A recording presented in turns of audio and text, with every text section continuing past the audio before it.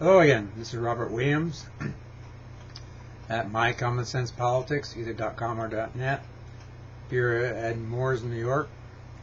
This video comes at you from our last one before President Obama got elected. Congratulations, President Obama. And this is your first 10-day video update. I know the mainstream media usually gives you 100 days. Well, I'm going to start doing things once every 10 days. If you're sworn in on the 20th, we don't count the 20th. You actually came into work on the 21st, so your first day ended yesterday. So far, I think you're doing an excellent job. The bailout money and the way we need to fix our economy, I sent an email. It's the only email from Robert Williams in Moores, New York, directly to whitehouse.gov on the little form. It has a treatise on how to better fix and run the economy.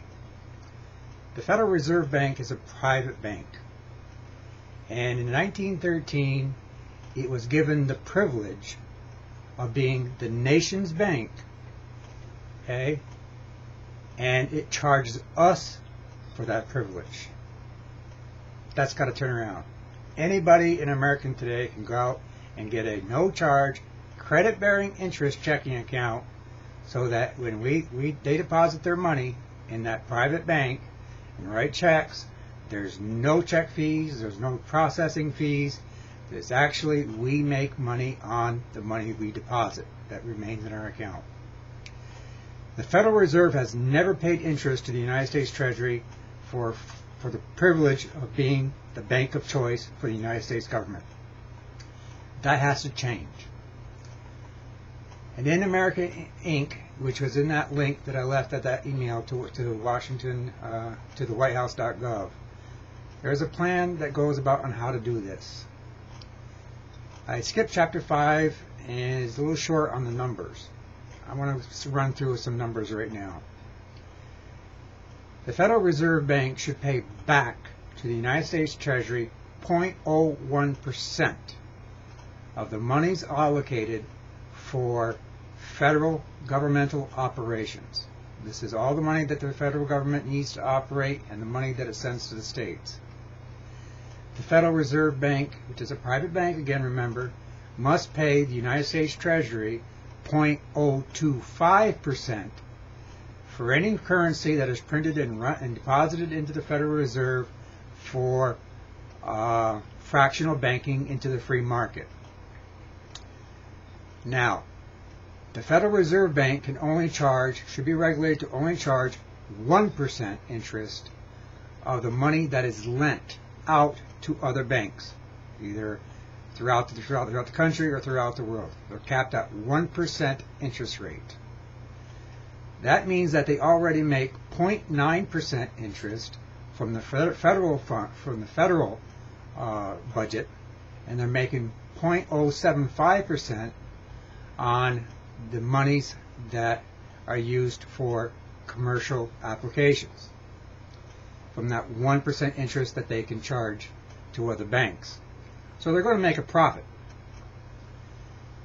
Now, fractional banking is a big hoop to do above everybody, and they say it's wrong, it's socialist. Fractional banking makes sense when the fractional reserve is kept high enough to cover a run on the banks.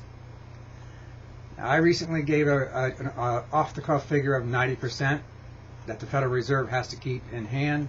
I think a more reasonable amount would be like 50%. So if all that commercial paper and monies that both the federal and the commercial monies are deposited in the Federal Reserve, if we kept at 50% as increasing in fractional banking, then the Federal Reserve can make enough money and create enough new money to stimulate the economy.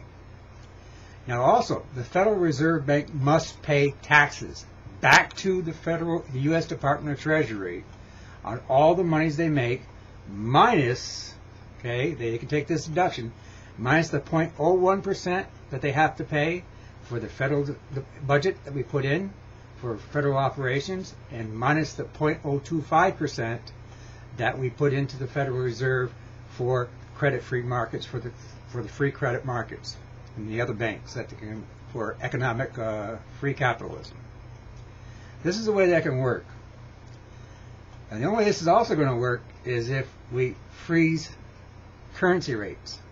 And that's also explained in the America Inc.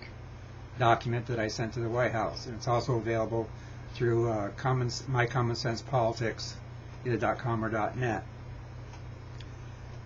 So that's the way to go forward with the economic stimulus. And you say that we owe the Federal Reserve a whole lot of money. The Federal Reserve should never have given that power and charged us. The Congress did an unconstitutional act by giving the power to create money to a private interest. It violates the Constitution. That 0.01% and that 0.025% of monies that the Federal Reserve has to pay back to the United States Treasury has to be gone back retroactively to 1913 and brought forward and do the accounting, and you'll see that instead of a $15 or $50 trillion deficit that we have right now, the 400 families who run the 95% of the world's wealth, they actually owe us money. You got to look into that. We need to change the banking system so that we don't get charged by the Federal Reserve for the privilege of using the Federal Reserve as our nation's bank. If they don't want to go along with it, change banks. Go with the Bank of America. The Bank of America has 50% of the United States population goes through a subsidiary of the Bank of America. Make them the new Fed. So tell the board of directors of the Federal Reserve and those 400 families, you don't want to do business our way, we'll take our business somewhere else. That's all I have right now. For 10 days, you're doing pretty good. You're shutting down GITMO. You got to stop that one prosecutor that wants to go ahead and still have trials. And you need to be a little bit, stay with what the people wanted. Reforming the marijuana, the hemp laws was the #1 choice in your 2 surveys. You got to do something about that, making it lawful again, and taxing it and regulating it like tobacco and alcohol is the best way to go. It's also an industrial product that gives better ethanol than corn does. Have a good night. Have a good weekend. Super Bowl was great. The Steelers won, all within my range of picking from. And have a good evening. And we'll see you in 10 days. This is Robert Williams at My Common Sense Politics, either .com or .net. I'm up in Moores, New York. Thank you, Mr. President, and congratulations, and may the universe be with you.